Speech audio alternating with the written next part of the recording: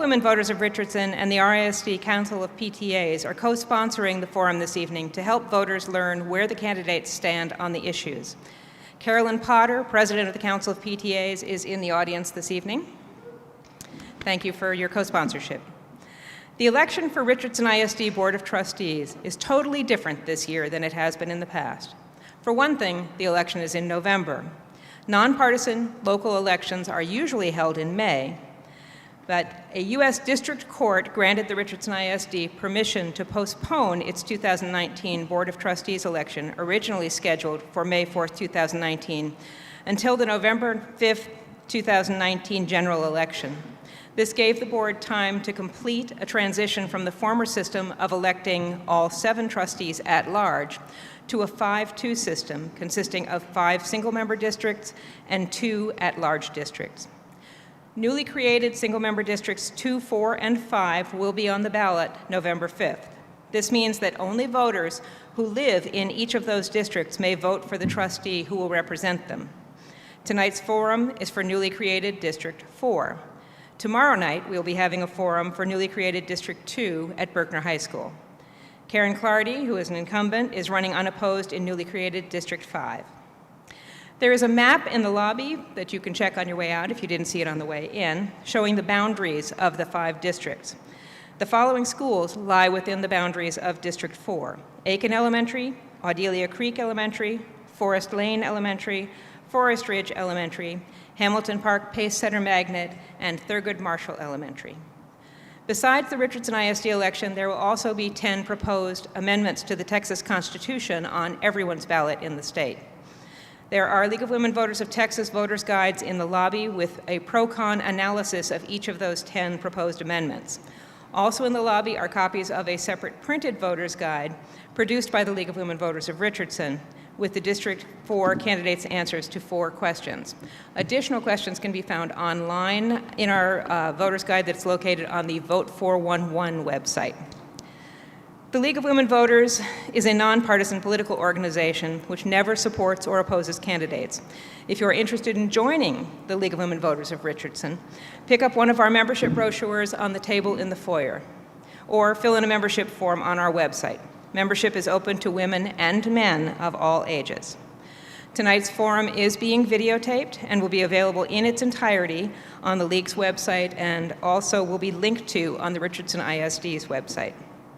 I'd like to express our gratitude to the candidates, both for attending our forum this evening and for their willingness to serve. We wish them all the best during this election season. I'd also like to thank all of our volunteers and the volunteers from the Council of PTAs. The moderator for tonight's forum is Elizabeth McNamara. We're very honored to have her here. She is the immediate past president of the League of Women Voters of the United States and is now a resident of the city of Richardson. In order to allow more time for the candidates to answer questions, Elizabeth's full biography is printed on the bio sheet that was distributed when you entered the forum, as are the biographies of the candidates. Please help me welcome moderator Elizabeth McNamara.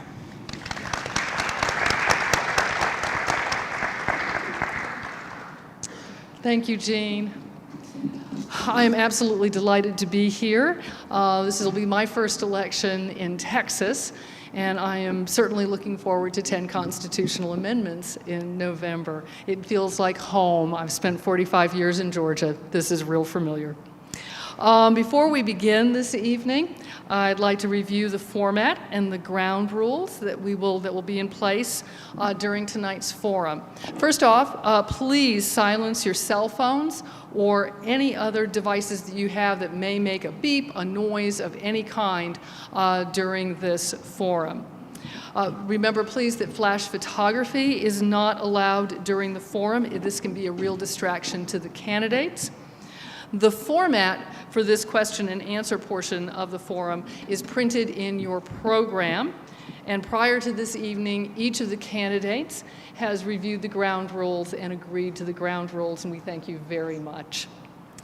Many thanks to the volunteers that are working tonight, including the greeters at the front door, the tellers that are getting your written questions ready for the candidates, the screeners who are screening those questions prior to the forum, and to the timekeepers who are seated in the front 2 rows here at the forum.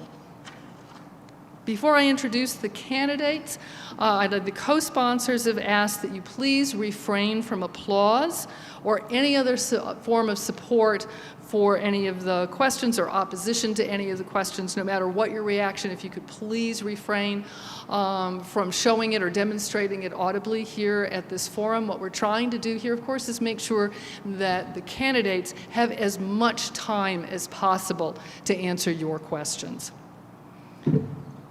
In lieu of an opening statement, the candidates have submitted a short biography that is printed and it is available for you tonight.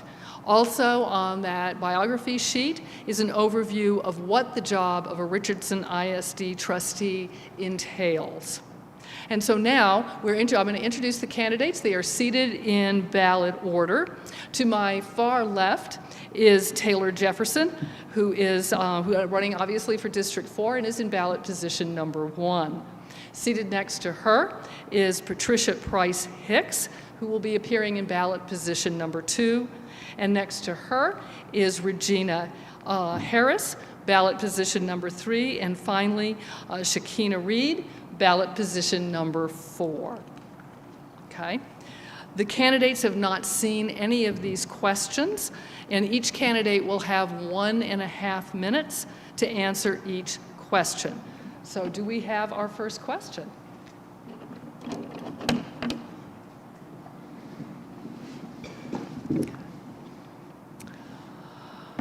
The first question, we will begin with Ms. Jefferson, and that question is, what motivated you to run, and what do you want to accomplish for District 4? The thing that motivated me to run is simply just because of my love for RSD and my love for my community. I have a nonprofit organization that is all about educating, rebuilding, and serving underserved neighborhoods like Hamilton Park, as well as like Forest Lane and Aldelia and Skillman as well. So that's really was my motivation for running, just really expressing my love for it and really trying to support the kids and the parents here. And something that I would like to accomplish is parent outcome. We all kind of spoke about this, and I even spoke about it on Monday. Look at the room. There's not really many parents in here, and considering that this is an elementary school and most of these parents in the neighborhood, their kids go to this school or either have attended the school, this room should be flooding. It should be an overflow. So that's one of the things that I definitely want to accomplish is parent outcomes and really getting parents engaged and involved in what's going on, not only in the community, but also in the schools as well. There's more events to attend than just football games. They should be concerned about their kids' curriculum as well as their extracurricular activities such as gifted and talented programs. So definitely getting them involved in that. Thank you. Thank you. Ms. Hicks. Thank you. What motivated me to run for school board? After teaching 3 decades, 32 years, I have developed such a driving force and a compassion for children. Not only for children, for educators, not only for educators, for administrators, for an entire school district. What I will bring is a wealth of educational experiences, and I hope to be able to add to the values with my experiences. I've taught early childhood through 8th grade, and I've taught adults for GED, and I've taught students with Dallas Ken. I want to be able to go in with the trustees and adequately look at the funding and be able to go across the board with the funding and distribute it equitably to all in RISD. Thank you.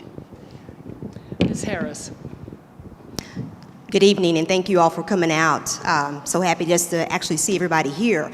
So I'm Regina Harris. I am a product of RISD. Came up through Hamilton Park Elementary, Northwood Junior High, graduated from Richardson High School, graduated from Grambling State University, came back to the neighborhood to raise my son, who is now at Richardson High School. So as you can imagine, I have a huge vested interest in this district. I have spent a lot of time volunteering as an executive board position on the RISD Council of PTAs in many positions, as well as on the local unit PTAs. In the district, I have served on several committees, as well as I'm a band mom. So if anyone knows a band mom, you know that I have been extremely busy. Early mornings, late nights, lots of parades, and lots of games and contests. So I want to give back to the community because I've already been doing it for 8 years. I've been in this district and I've been giving back. So now I'm ready to take it to the next level. I have the knowledge, I have the time, and I'm ready to do it. Ms. Reed. No, I was just going to go with it. Good evening, everyone. My name is Sakina Reed, and a little bit about what motivated me to run. So I'm a teacher. I've been in education for about 10 years now. I teach 7th grade language arts at Barack Obama Male Leadership Academy in Dallas, Texas. And so I've kind of seen firsthand some of the disparities that exist in teaching and in learning, particularly for students of color, in particular African American students and Hispanic students. And so when I learned a little bit more about the schools and about the particularly 3rd grade reading and 8th grade math, I was really motivated to run. One thing that I'm hoping to accomplish is to improve student outcomes. And so what that looks like to me is to close the belief gap and the opportunity gap for students in District 4 and across all of Richardson ISD so that the achievement gap can close. Thank you. Thank you. As we proceed through these questions, I am going to be mixing up the order, so we will not be going in the same order every time. And the second question that we have is a little bit of a hypothetical. So suppose that you have a policy arises that you believe is more beneficial to your district, to your own district, than perhaps to the entire Richardson ISD. How would you resolve the conflict, or do you believe there is a conflict between representing your individual district and representing the entire Richardson ISD? And for this question, we're going to start with Ms. Hicks. I believe as a board member that I will be representing all of the students, and if there is a policy, that policy really should be related to the entire district and not just to a particular sect of people or children or parents. I'm a visionary, and I'm not looking at parts of a picture, I'm looking at the entire picture. And Richardson Independent School District has many entities. You have principals, teachers, students, parents, you have counselors, you have nurses, you have the cafeteria staff. The policy should really be pertaining to the entire district. Now, if I foresee that a policy really concentrates on District 4, then I might bring out some specifics as how it will relate to District 4 and take it to the board and see if we can come to a mutual agreement. Thank you. Next, we'll go to Ms. Harris. So I would say that I would probably agree a little bit with Mrs. Hicks. We would definitely have to come back to the table, take a look at the policy, make sure that we are not singling out one particular district for one reason.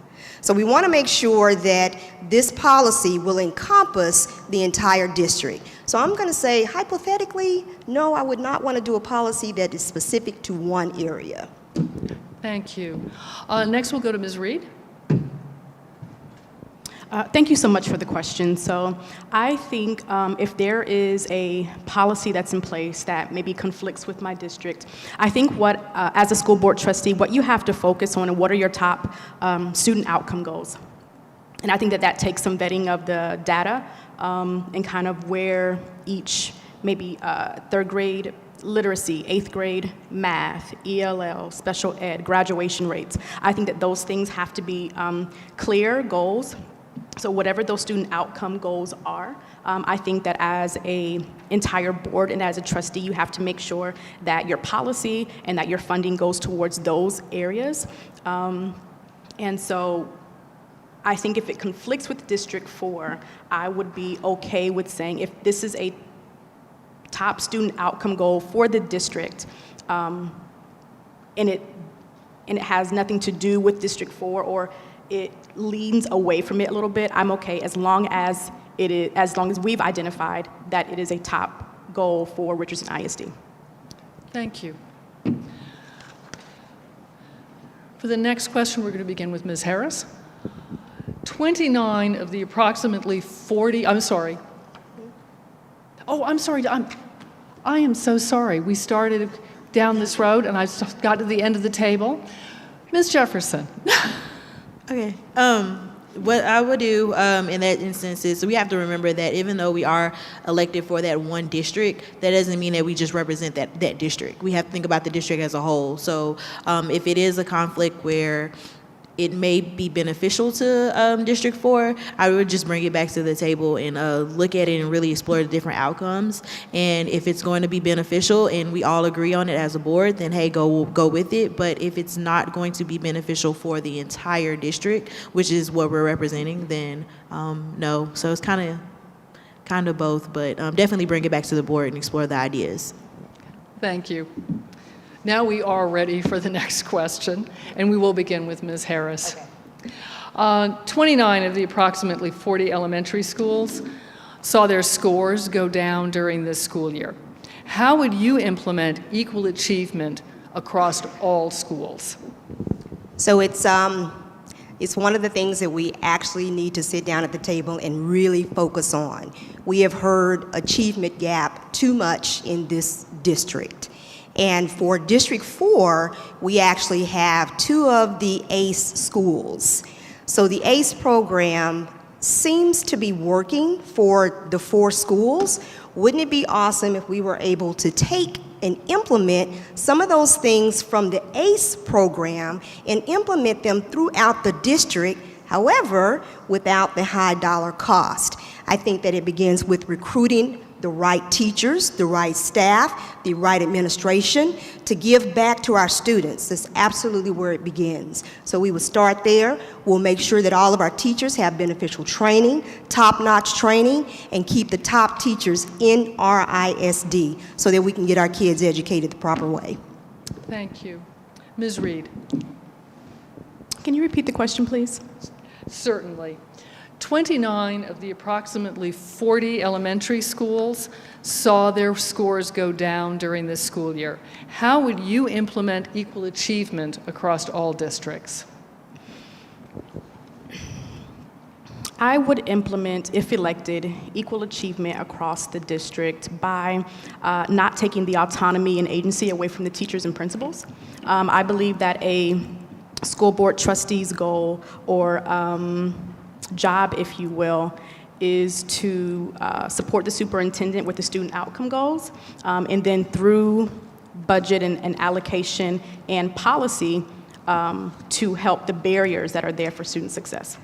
So I would make sure that we're talking with principals and teachers about what are the barriers to student success, also getting student voice into that conversation, and then creating policy, introducing policy and budget that will enable our teachers and our administration and instructional coaches to make sure that they have everything that they need to improve student outcomes. Thank you. Ms. Jefferson. What I would do is definitely look at the schools that are that have gone down. So definitely look at their data and check to see what they failed in and what can be done to achieve that. Also looking at the different students, the different populations. So is it a student that is ELL? Is it a student that's SPED? Is it a student that is maybe Hispanic, or is it Black students, which students are failing, and get with those students and definitely develop plans for them. Also here at Hamilton Park, they have a master's program, and so that's pretty much for students who were approaching, and then they bring them up to master level. That's what the goal is. So definitely implementing programs like that in all of the schools across the board so that the students can achieve the best outcome, as well as alternative teaching styles, and definitely taking some of those alternative teaching styles and teaching different students different ways, because not everybody learns the same way. So if, for example, I'm a teacher, so I teach my students biology and rap music. It works. It really works. They learn, they know songs on the radio, so that's what I do. So definitely exploring those different teaching styles, and probably, I'm sure the outcome will be different. Okay, thank you.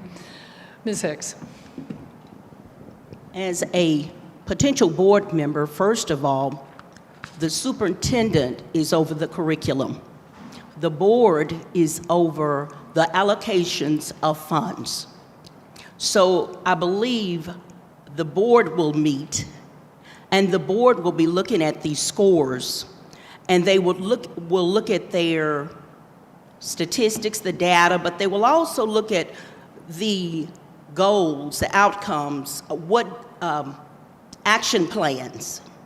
And the board will probably meet with the superintendent. The superintendent will meet with her executive team, whoever is the assistant superintendent of curriculum.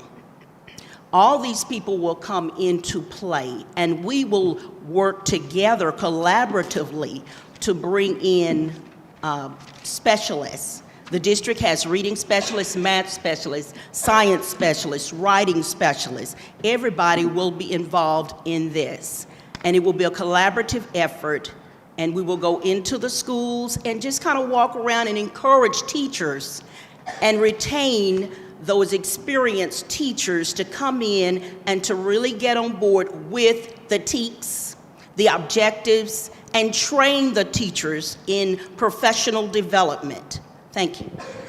Thank you. For the next question, we will begin with Ms. Reed. The RISD is proud of its accelerating campus excellence campuses, which have demonstrated overall academic growth under the state accountability system. Some believe this comes at the expense of all the other schools that have lower than expected ratings. What part of the ACE program, if any, would you like to see implemented across the entire RSID? Okay. And we'll begin with Ms. Reed. Thank you. So that's a tough one. Foundationally, I agree with the ACE model. I've seen it work in Dallas ISD, but what I've also noticed is that over time, it looks like there will be problems sustaining the model financially.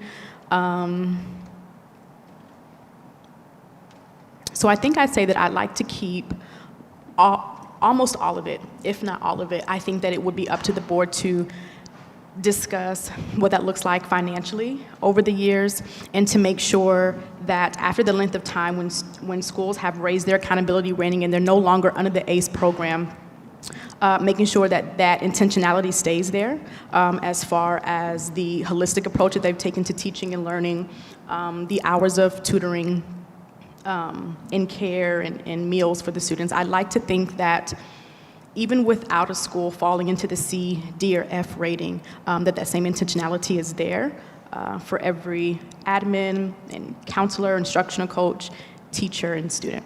Thank you. Thank you. Ms. Jefferson. Just kind of like Sakina said, definitely keeping the whole model, but it is expensive, so we cannot do that with all of the schools currently. But if I had to pick one thing or two things specifically, definitely teachers, training the teachers the same way the teachers are being trained in the ACE schools. Definitely we have so many PD days within Dallas ISD, and I know RSD has the same thing. So those professional development days some of those could be allocated to definitely teaching those teachers how to teach these students and how to identify these students that are struggling, as well as tutoring services as well. Definitely enforcing those and enforcing expectations as well. Once we instill in these kids that they can do it and we expect them to do it, then they will do it. So definitely having that attitude, that ACE attitude. Like these teachers and these principals at these ACE schools, they have that attitude. So definitely instilling that attitude at every one of these schools that are struggling, then that would definitely make a difference, I believe. Thank you. Thank you. Ms. Hicks. When you talk about foundational, you focus on reading, and reading starts at early childhood with the pre-K, and you go to third grade, because by the time they get to third grade, they're ready for the STAR test. So my focus would be to keep the reading portion. The school district can seek funding because this is a grant that is provided through TEA, Texas Education Agency. They have a division down there that is called the Division of Student Improvement. And they have 6 components, and the grant for this transitioning, which is called Reconstruction, is one of them. But I would see if maybe we could extend and get a portion of this grant money so that we can definitely keep the ACE, but overall focus on the reading, because with the math, you have word problems. It's not simple computation. And with reading and writing go hand in hand. So if you can teach a child to read fluently and understand what they're reading, that helps them greatly. Thank you. Thank you. Ms. Harris. Absolutely, the great teachers. So we pulled some great teachers out of the district and put them into our ACE schools, and we have seen an uptick in those schools. So that lets you know that that's probably where we need to start. Even when you think back to your time in school, elementary school, we all have that one or two teacher that was very impactful to us. Teachers are extremely important. And once we're able to identify the great teachers in RISD, or maybe recruit great teachers for RISD for the entire district, we will be able to accomplish what we're looking for. So my answer would be teachers. Thank you. For this next question, we'll start with Ms. Jefferson. What plans or programs would you support to increase campus security? That's interesting. Definitely teacher training for sure. I know that I teach in DISD, and we didn't have a specific training, so to speak, as far as how to handle situations. And I know that with my kids, I definitely told them, this is what we're going to do, and this is how we're going to do it. I keep my doors locked because we're in a time where school shootings are real. They're very much real, and it happens, and that's the reality we have to face. So definitely teaching teachers, training them on how to be safe, as well as maybe bulking up the security. I don't want to say to get metal detectors, because I do feel like that can kind of be discouraging to kids, but definitely would explore the idea of maybe that, getting metal detectors if it's necessary. I know when I was a student at Berkner, we had metal detectors in 2005 because we were going through trying times during that time. So if there is a threat, then maybe metal detectors, they may have to come in, but definitely training the security and training the teachers to properly handle situations. Thank you. Ms. Hicks. Yes. What plans or programs would you support to increase campus security? I believe that the district is doing a great job here in Richardson with security, as far as you have to push the buzzer and someone opens the door. But I believe they don't have that in Richardson. They don't have that in Dallas. I don't see that in Dallas. So I think it's a great plan to have. I believe that we need to hire, and that's where we will look at the budget, full-time resource officers within the next 3 to 4 years in all of the schools. because I have been getting a little card in the mail telling me from the DPS about someone that's in my community who is a sex offender. And we've been having so many mass shootings throughout the United States and here in Texas that I really feel that eventually, within 3 to 4 years, we will need to hire as the budget will allow. So we will look at the budget as trustees. Thank you. Thank you. Ms. Harris. So I think we do currently have great measures that are in our ISD for security. I've been at Hamilton Park, my son has been at West, we've been at Richardson High School. We have had a few lockdown issues, and they have handled it absolutely great. They've been able to communicate out to the parents via Facebook, via text message, via email. We are warned and told immediately.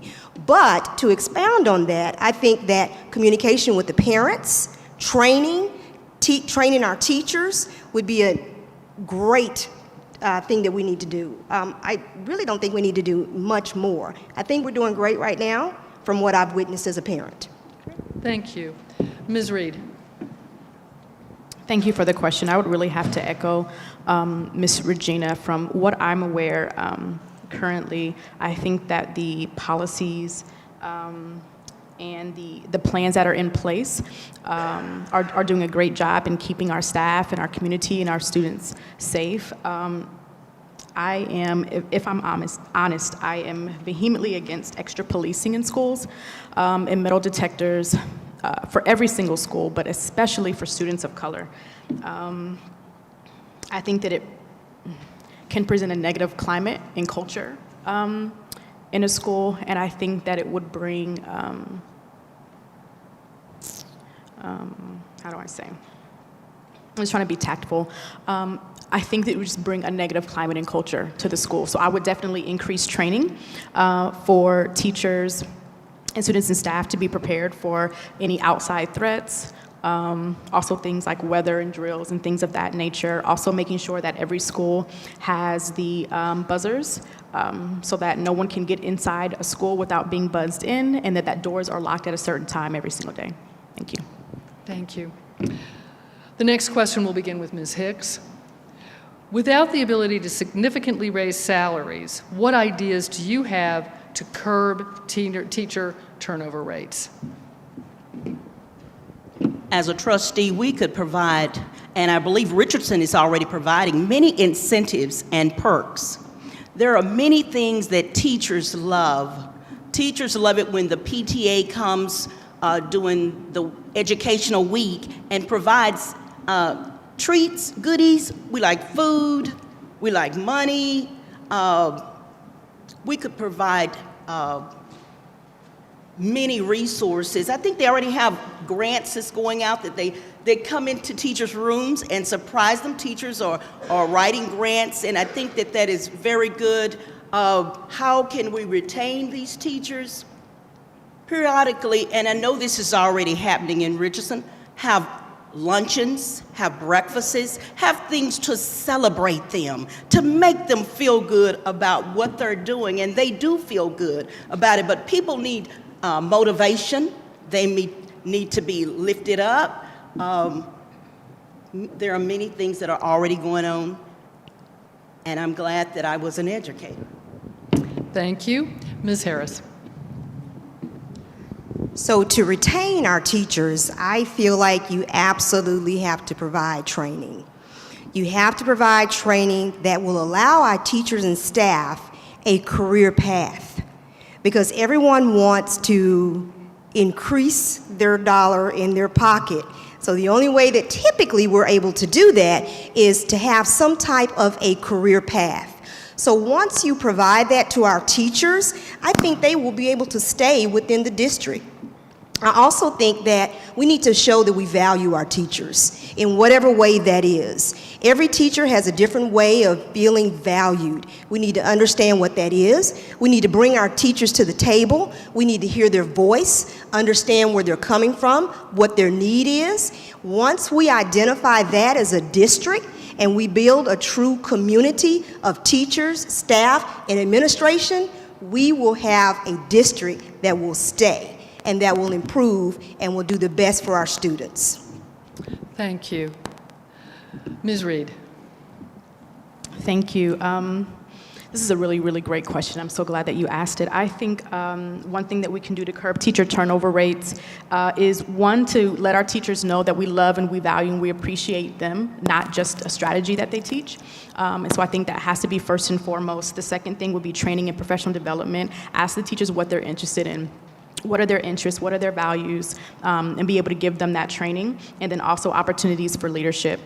So whether their goal is to go into administration, maybe it's not. Maybe they want to go into higher education. Maybe they want to be a part of the SBDM committee, department chair, instructional coaching, instructional lead teacher.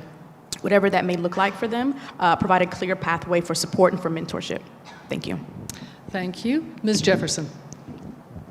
Richardson right now has teachers that are really happy. This is one of the districts that definitely, the teachers, they are really happy to teach in Richardson. So definitely support from the admin, the administration. I think that's very important. So just continue to get support from their principals, the board of trustees, the superintendent, and just across all boards. That means the most to teachers. I know for myself as a teacher, that means a lot. Definitely incentives and resources and tools on teaching as well, training as well. And hiring teachers who don't just like to teach but love to teach. That's really important. And I think that that's what makes a difference in Richardson, is the teachers actually love their jobs. They don't just like their jobs for a paycheck. They actually love it. And I do think that that's probably the reason why teachers in Richardson, they stick around for so long. So continue to do what's been happening right now. Thank you.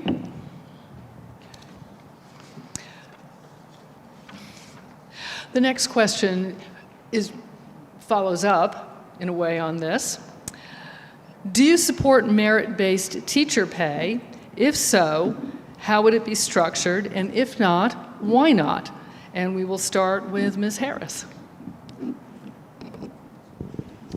Great controversial question. I would have to say, to back up my statements earlier about recruiting the best, I would probably say merit-based salary would be something I would like to look at and explore positively. So I would probably say yes. I would probably say yes to merit-based, based on your achievements in the classroom, the success in your classroom, whether or not your students are being successful, the grades of your students. So I would say yes. Thank you. Ms. Reed. I thought we were poked and prodded already, so these are good questions. So yes, I am in support of teacher merit-based pay. I think that teachers should be paid well for doing a great job in their classroom, for students succeeding and not just meeting but exceeding the grade level requirements. However, where I think there should be a little bit more focus is looking at student growth. I think there's not enough, just from working in Dallas ISD, there's not enough focus on student growth. And so for myself, I work at a magnet school, and so those requirements to get in require the students to already be at a certain point academically. And so when you have magnet programs, I feel like sometimes those teachers and those students are already performing at a certain level. And so if you have a school where maybe they're not performing at maybe in A rating, it may be difficult to receive those, to receive those scores. However, I think that student growth is really important. If your students were performing at an 11% mastery rate and then went to 22% mastery rate, while that might not be the goal that you're looking for, what you did show is there was 50% growth, and I think that's amazing and absolutely should be applauded. Thank you. Thank you. Ms. Jefferson. The answer, yes. I do think teachers should be paid merit-based, primarily because student outcomes. We should look at student outcomes, and we should also look at the student responses too. How are the students responding to the teacher? Is the teacher actually a good teacher, not just a fun teacher, or not just a teacher that lets us act up or do whatever in class, but is the teacher actually teaching us? Are we retaining information, and are we performing well? Not just looking at the STAR test, because some students like myself don't test well on standardized tests, but looking at the students' outcomes in the class, and is the student able to articulate the thought? So yes, but it should be based on, definitely based on the student outcomes and how the teacher is performing as a teacher. Thank you. Ms. Hicks. I'm sitting here and I have received merit pay. It's a very controversial topic.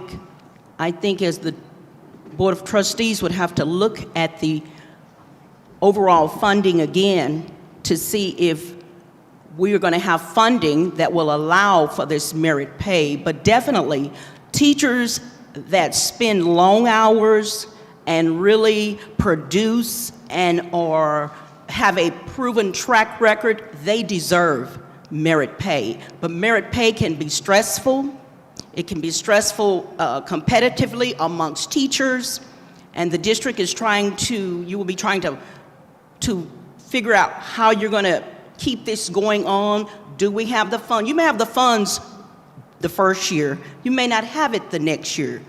So it's real sticky, but I enjoyed it, receiving it, and so I guess I am for it. Thank you. This next question will begin with Ms. Reed. How do you see parent engagement within our schools? Please be specific in examples and how it can be increased.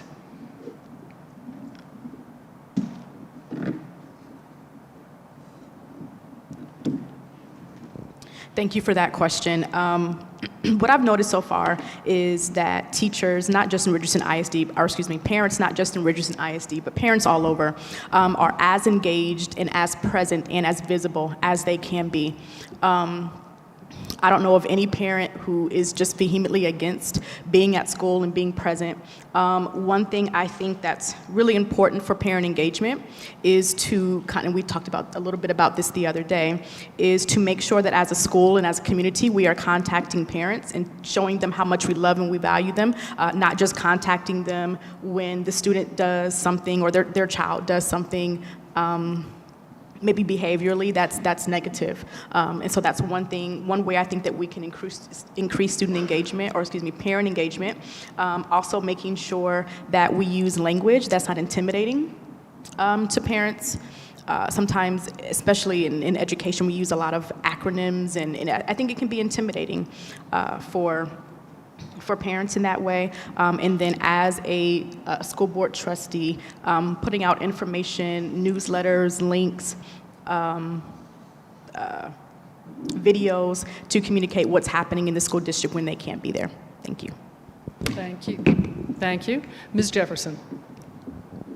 For parent engagement, definitely getting the word out there. We're in a social media climate, so I know here at Hamilton Park, they have a Hamilton Park Paysetter group on Facebook, and they're really good about definitely getting the word out about different things going on in the community as well in the school. So definitely making sure all schools have that, which pretty much every school has that already, but making sure that those groups are active, as well as using Remind apps. I don't know if any of you are familiar with the Remind app, but I know I use it, and it's a kind of a form of reminding students and parents of what's going on.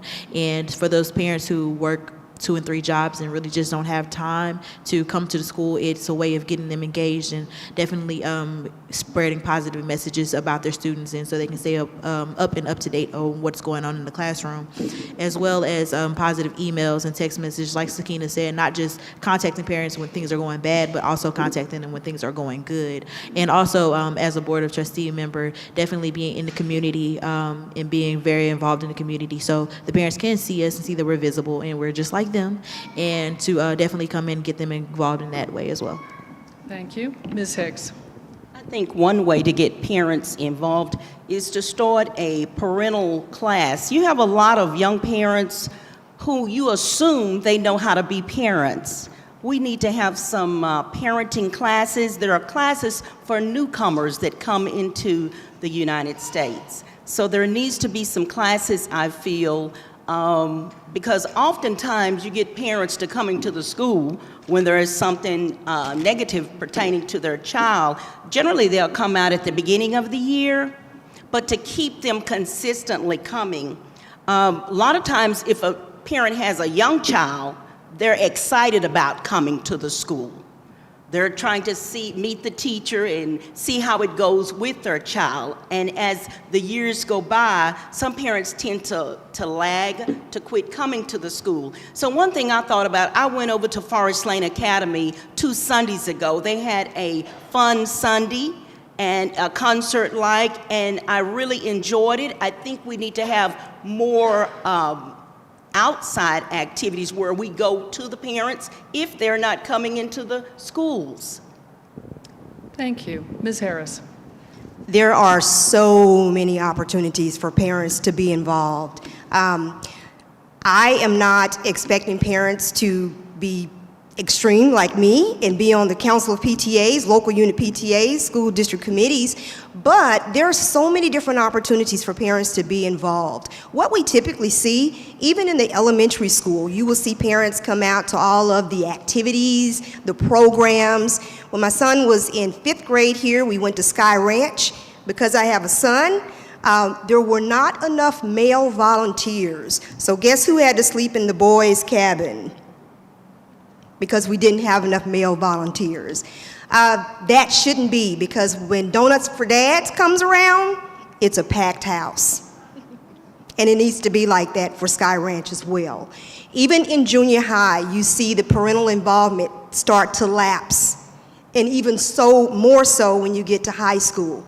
Again, there's a ton of opportunities. You don't just have to be on the PTA. You can do so many things to get involved. It is extremely important, not just for the district, but for your student. It is extremely, extremely important to be involved. Thank you. Ms. Reed. I'm sorry. I'm going on to the next question. What metrics will you use to evaluate the superintendent's proposals and performance? And we'll start with this with Ms. Jefferson. You said to evaluate her proposals and her performance, correct? Yes. What metrics will you use to evaluate the superintendent's proposals and performance? I believe in a rubric system, so definitely developing some type of rubric system that she can be evaluated like that, since the Board of Trustees are the people who hire her and who decide to keep her. So definitely using a rubric system, just like we use in the schools. I think that'd be a really good way. So is it maybe 1 through 5, 5 being exceptional, 1 being not exceptional, but she's really good, so I'm sure she'll get all 5s anyways, but definitely using a rubric system. Thank you. Ms. Hicks. The metric system that I would use, I always go to Texas Education Agency and see what they have, because they already have things in place for superintendents, just as they do for a classroom teacher having your certification. So first of all, I would go and pull from the website, from Texas Education Agency, what they have. I would look at her initiatives, the superintendent's initiatives that they have brought to the district initially. I would look and see if those initiatives were fully carried out and see the time period in which she said she was going to do these things.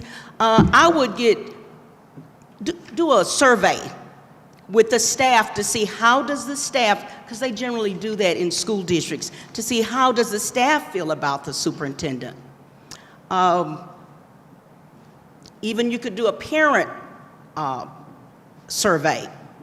There are many things that you can do, but overall, I'm gonna say Dr. Jeannie Stone is doing a fantastic job here in Richardson ISD. Thank you. Ms. Harris. So there's 3 things that I'd like to look at that will let me know if Dr. Stone and the administration staff is doing a great job. 1 is the increase in parental involvement. 2, student success. 3, I would like RISD to be the employer of choice. Once they start breaking down our doors to get hired by RISD, that means we're doing something right. And Ms. Reed. Thank you so much. So I will say that this is still an area that I'm learning about. I'm currently in Leadership ISD, which is an organization that's dedicated to school board governance. So this is an area that I'm still kind of learning about. I don't know every single part of it yet, but I would definitely look to what are the student outcome goals that the superintendent agreed that would be accomplished during her time. And then looking at the rate and the time, did we accomplish that goal? And then discussing with the board what sort of metric system to use from there. Thank you. Thank you. For the next question, we'll begin with Ms. Hicks. Do you support a policy of keeping the teacher-student ratio in grades K4 at 1 to 22, or would you support the continued use of waivers to increase class size?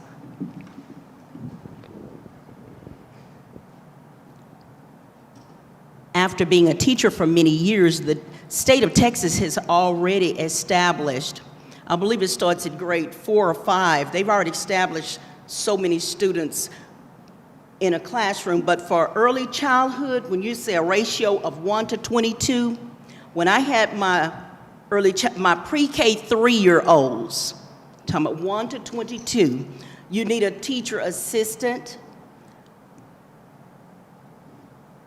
Those in the earlier grades, first grade, second grade, third grade, and fourth grade, you need smaller class sizes. You need to, because you've got to monitor the children. You've got to walk that classroom and make sure they are actively engaged, and you don't want anyone to get hurt or any child to hurt another child, and to really see how well your students are producing and what they're doing, because you have 8 stages of play. You've got to really watch them. So I am 1 to 22, but currently the district has requested several waivers. I am in agreement with that. Thank you. Thank you. Ms. Harris. So I'd like to keep the classroom small. I think it's extremely important for our student success. It's one of the reasons why I think Hamilton Park has always been so successful, because their classes are so small. So no to the waivers. Thank you. Ms. Reed. I share everyone else's sentiment. I would not like the waivers to increase classroom size. I think it should stay at 1 to 22 unless there is a teacher assistant that's available, especially in the lower grades. And then I assume maybe the question is about like increasing pre-K and where we want to put students. I think that would be a discussion that we have to have with the board, and at the budget, if we need to build extra wings for students and add classrooms or build another school, I think that would could maybe suffice if we're realizing that there's not enough room in schools. Thank you. Thank you. Ms. Jefferson. No, no. Simply because school sizes, the classroom sizes, they should be kept small, especially with little kids. So much that can happen in the class. Kids are still learning to not wet the bed at night, so they can have an accident, and if the teacher is focusing on that and has to focus on 30 other students, it's really hard and it's really tough. So the answer is simply no. Also, and if there is an increase, then maybe getting a co-teacher involved, a teacher's assistant, but definitely a co-teacher, because a teacher can't focus on everybody if it's the classroom is just crowded. Thank you. For this next question, we'll begin with Ms. Harris. Do you support increasing opportunities for students to learn at their own pace? Absolutely. I think students are different, just like adults are very different. So I think that we all need that opportunity to learn at our own pace in some respect. So I would say, yes, I'd like to see that model implement it in our ISD. Thank you. Ms. Reed. Thank you so much for the question. Yes, I do support students wanting to learn at their own pace. I think that is a family decision that a family has to talk about with their child and about what's best for them. I certainly agree with innovative school models that would allow a student or a family to do that, especially depending on whatever their career aspirations are. I think that every single school in Richardson ISD should provide ample and rich opportunities for students to be successful, no matter if their goal is career or college or military. Thank you. Thank you. Ms. Jefferson. Absolutely, yes. Students should be allowed the opportunity to move at their own pace. Some students, they may feel a little pigeonholed if everybody else in the classroom is still on one subject, but they've moved on to the next. So definitely providing teachers resources like Khan Academy. That's something I use for my students who just are really bright and they have moved on. I allow them to get on the computer and implement Khan Academy, and they can go on to the next lesson if they want to teach themselves that specific subject. So absolutely. Thank you. Ms. Hicks. I do believe that we should, as educators, support students to learn at their own pace, particularly early childhood and in the primary grades. What I've seen, though, however, is teachers are so pressured to learn the STAR material that they tend to rush children. And when we rush children, we rush them through life. And we're not supposed to do that because based upon childhood development, they are to go normally and naturally at their own pace. But I've seen where there is so much focus on standardized testing and getting across this particular objective by a certain time that educators are forced to rush through material, and students are not adequately, some students are not adequately learning it. But I believe that children should be able to go at their pace. Thank you. Right. And this will be our last question. We will begin with Ms. Reed. What are your top 3 priorities for improvement in the RISD?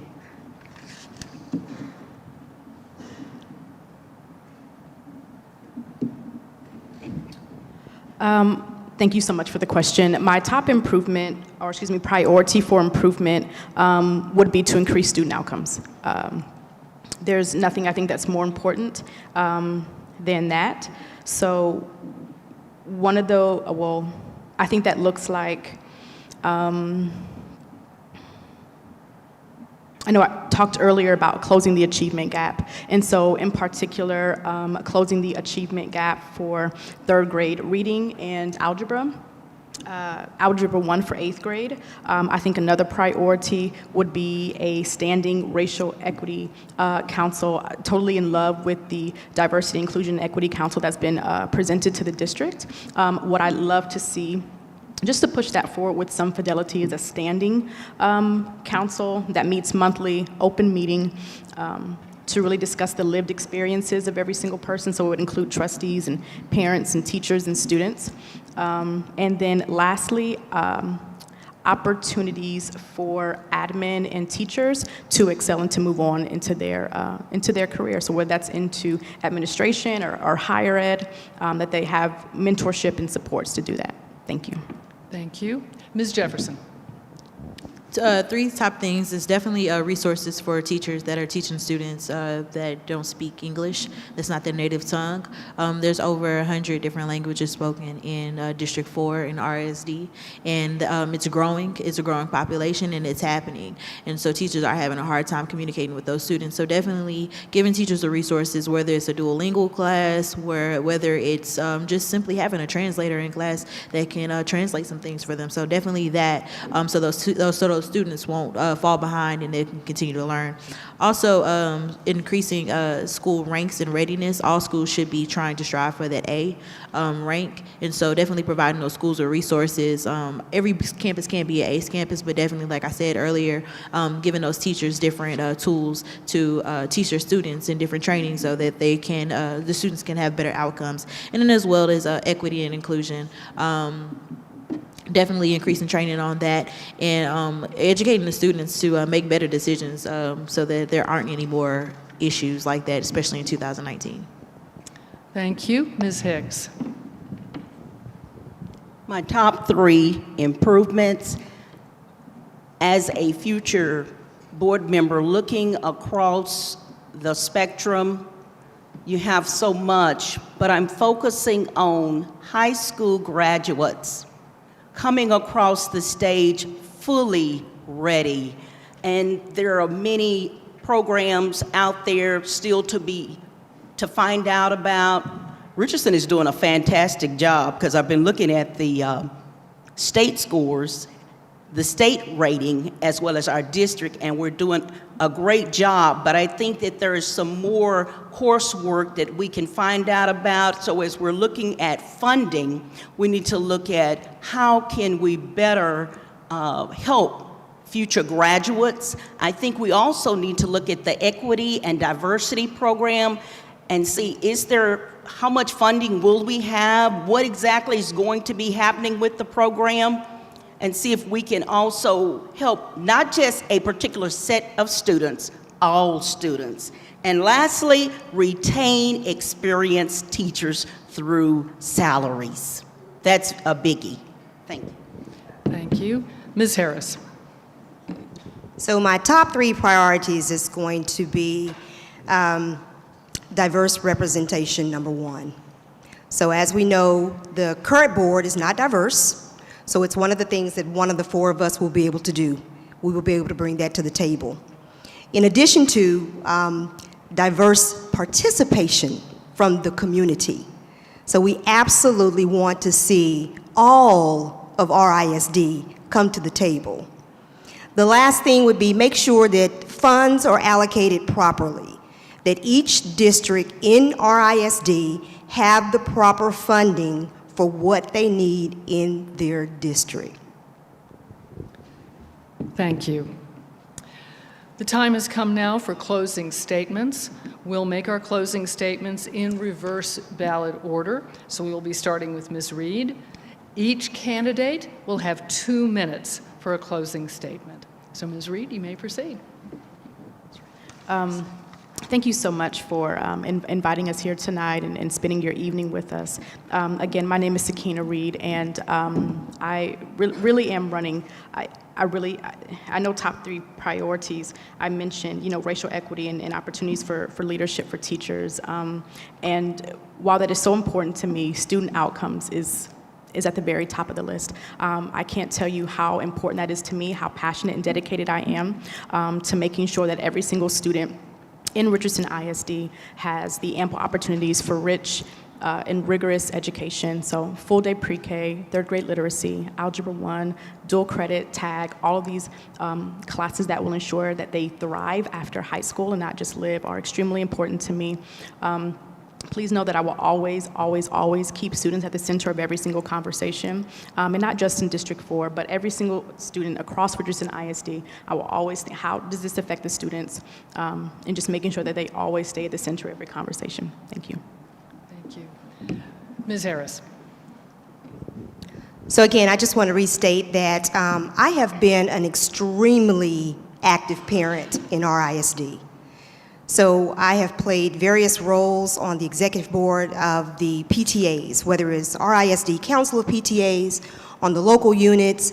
I've also been in RISD on several of their committees. I played a role on the strategic plan. I played a role on the equity and diversity plan. I helped them establish the current policy that we have, the equity and diversity policy that we have.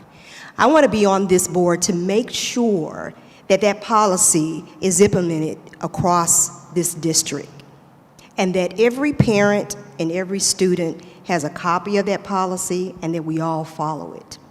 I am extremely passionate about RISD.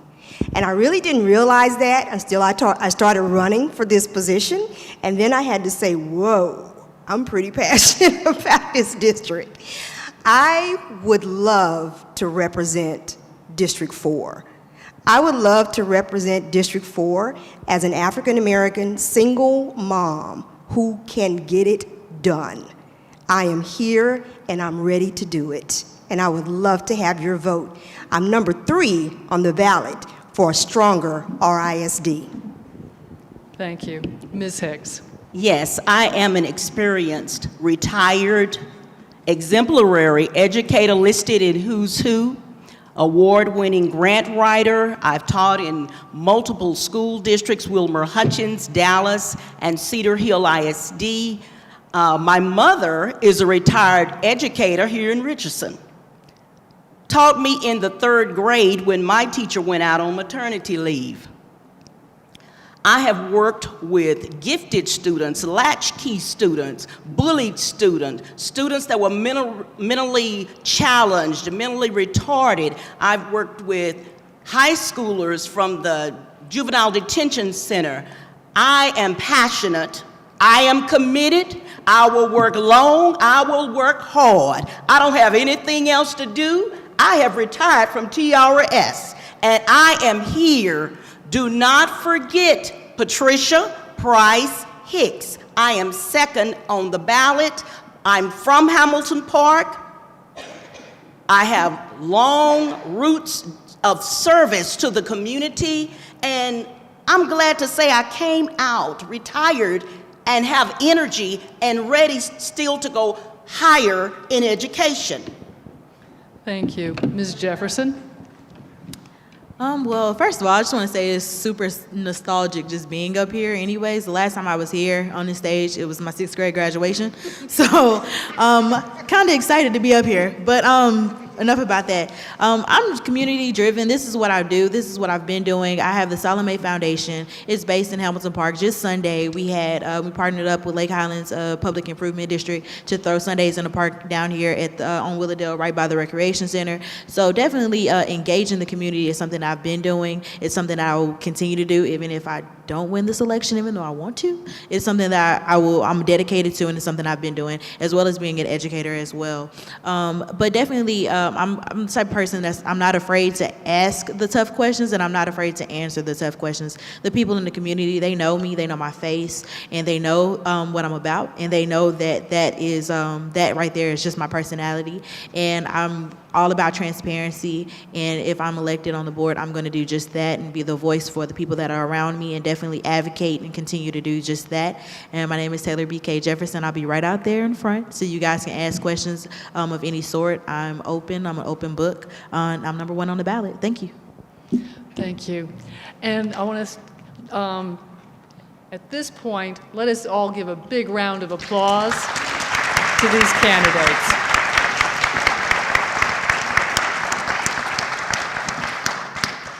And on a personal note, these forums are wonderful. They are probably one of the most important services that the League provides in the community, an opportunity to bring the community and candidates together for this exact kind of substantive conversation, but they take a lot of work. So we could have a big round of applause for all of the volunteers here who have made this forum a real success.